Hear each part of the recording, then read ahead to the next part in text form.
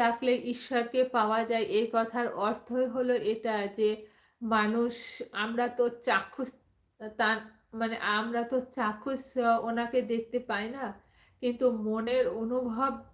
মানে মনের অনুভব দিয়ে তাকে বুঝতে পারি যে উনি আছেন আর ওনার আশীর্বাদ সবসময় আমাদের মাথার উপর আছেন। এইটুকু আমরা অবশ্যই বুঝতে পারি। তো আপনিও খেয়াল করে দেখবেন যে কখনো হয়তো অনেক বড় কি বলবো? অনেক বড় অ্যাক্সিডেন্ট আমাদের মুহূর্তের মধ্যে হয়ে যায়।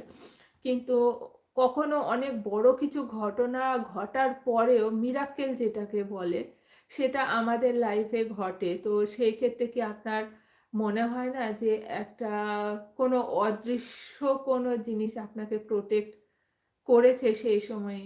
তো সেটাই হলো